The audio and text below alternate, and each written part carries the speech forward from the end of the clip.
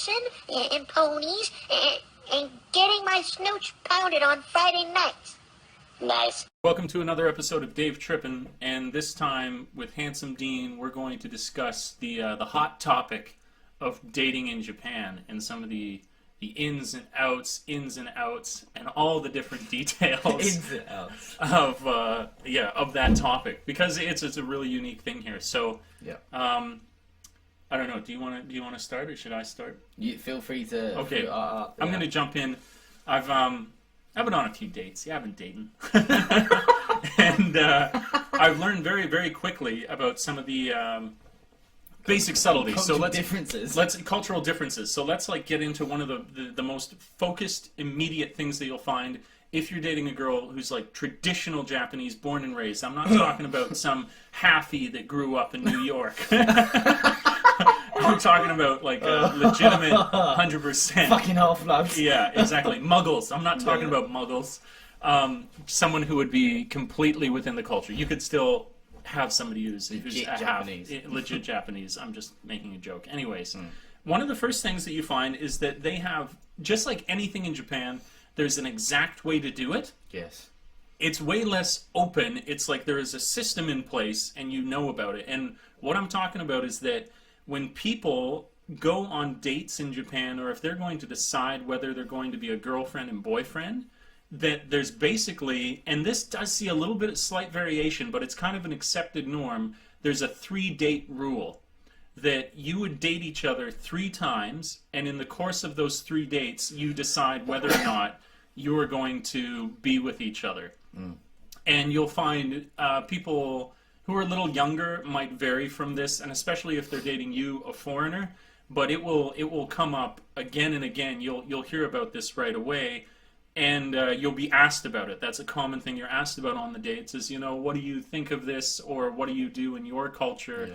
Because their impression is that we're all a bunch of whores and man whores who discuss nothing and are completely free and open with our relationships, and would never discuss whether we're in one or not. So that's a good thing to be aware of, at least, if only that it's going to come up and you can prepare an answer for it that you want. I've basically said that, in my opinion, we don't talk about it in the West as much, but without speaking about it, you kind of have the same kind of feeling that you are discovering in those first couple dates if you really want to be with each other, but you're not, checking the clock so much as they might be. And I've tried to make that clear for people that I date here as well, that if, culturally that's what they're used to, I'm not adverse to it, but if I come out on the 5th date and suddenly I feel that I'm not, so much into it, then I'm not going to feel any sort of particular obligation for the fact that I'm past the 3rd to keep going with it. So that's something I noticed right away, something worth noting. Yeah. So that's a general dating. So jump in. What are you thinking? I mean, I would say as well, there's, especially for Japanese women over here as well, it's, there's very much a stigma of not being attached to anyone by a certain age. Oh yeah. And it's that old adage of the Christmas cake. Yes. It's the Christmas cake. The Christmas cake. And for those who don't know, the Christmas cake is basically, in Japan, if you want to buy Christmas cake on the 24th of December, then it's going to be really expensive. That's right. You're going to be charged a lot. That is a ripe Christmas cake. If you buy it on the 26th, of course, Christmas is over, so it's going to be discounted. Yeah, cheap, so cheap, used, dirty, used cake. So if you get to around about the age of 26 in Japan, if you're a woman, it's okay if you're a guy. If you're a woman in Japan, you're about 26 years old. Although there is some social pressure on both sides of the gender. Oh, absolutely. But anyways, continue with the analogy. But there's, if you get to about the age of 26 here, and you're minimum not seeing someone, irrespective of nationality, people start, it becomes increasingly harder. It's not like China where it's you're completely used goods, but there's certainly a stigma attached to it, the spinster kind of. Yeah, that's the word I was going to use. Yeah, so, you will be a spinster. And my missus is she's 24, And she's like, oh, well, my father wants me to be married by the time I'm 26. Coming up on it. You know, and it's like, oh, geez, that's like 2 years away. I'm not sure if I'm ready for that. Feeling the heat. Yeah, I'm feeling the heat big time. So, you know, so that was quite difficult. And also, again, like Dave said before, it's just everything is, there's a right and a wrong way to do it here. Yes. It's just so, like, even down to like physical stuff, it's just there's like an active and a passive partner. Yeah, and it's woman, more accepted. And the woman will take on the role of the passive partner. Yes. So, and it's kind of like, if you're not used to that, if you don't dig that, it's really weird. So you've got to kind of liberate, shall we say? Yeah, you got to liberate them. Let them.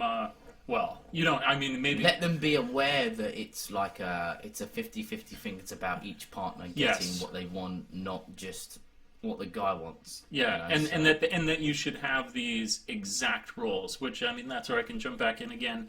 So much of the dating is formed by the rest of the culture, and the rest of the culture is a patriarchal society. Yeah, absolutely. Where you have very clear and defined gender roles, where it's the man is a salary man, and he's to go out and, you know, they're really encouraged to be manly men here, and they got to make the money, they got to make the bacon, they provide for the family, they then offload that money onto the wife. The wife is responsible for the affairs around the home, but she's also then in the bedroom the like he was saying, the submissive partner, whereas the man's the masculine active partner in the relationship. And it can come into good things and bad things then, because you'll notice, like, a big thing that you go out, if you're dating and you go out to eat food, it's really, really common that women will serve the food for the man. That's the kind of thing, just like that role in the household. I have that. Yeah. We'll still go out on date nights now, and she'll have been wanting to cut up my steak. You know, and it's like, I'm not full. You know, and it's like, oh, here comes the you know, and it's and also I found in not having the authority to say she wants to do something, like, that took me a long time to get my head around. Like, we'll be going shopping, and we'll be going to a mall or something. Yeah. And she'll say something like, "Oh, is it okay if I go in here? Can I go in this shop? You have my permission. Kiss the ring." You know, and that's and it's like, listen, you know, I'm just being dragged around by you anyway. Let's just go. You tell me where you want to go, and we'll go. You know, you don't have to ask my permission to take a shit. Do you know what I mean? So, it's something that the defined gender roles are something that if you are used to a more open, I try to tell them, the occasional woman that I date, the occasional woman I date, is that it's just more chaotic in the West. You know, everybody's human all around the world, and we're kind of like doing the same thing with less of a plan. So in some ways they're like, oh, it's so liberated and free, but it ends up being, a lot of the times in the West, you just don't know what the hell is going on. Yeah. But then over here, it's restrictive. So if you want to go outside of those roles, they feel kind of like they're disobeying or like betraying some part of their culture. That's exactly right. And it's that, you know, learn from each other. You got something. You both got something to bring to the table, that, you know, that you should want to behave in a way, that you should want to aspire to a type of role that brings something additionally, but then that you don't need to hold each other down underneath that role. You know, so it can be a good thing, and it's a great opportunity, I think, too, with, I'll call it, intercultural couples. That's how you could describe it, is that there's a lot that you're learning from each other in these kind of situations, and you're seeing on both sides of thing. You're seeing the good and the bad. You know, you're seeing what's good in their culture, they're seeing what's good in yours, and you're both seeing the bad in the opposite cases. So yeah, that's kind of that's a general gist of it. We were talking about that this is like such a big topic that we'll probably I might even make a separate series for dating in Japan, just because you can talk about, like I said, the basic roles of it, the you know, like the patriarchal society and how that affects it. But then there's just like how, you know, the actual social, you know, physics of the whole thing. Yeah, the physics. I can't even think of the words of it, which there's all these different topics. So we'll probably do a series on these. Physics. I've just created a new word. Yeah, social physics. And this is a great topic too, that will probably it'll come to light easiest what we should talk about if people write to us. So just comment down below if they want to know. Yeah. You know, or what's it like after this span of time? Yeah. Or, you know, for me, it's been like 3 years now.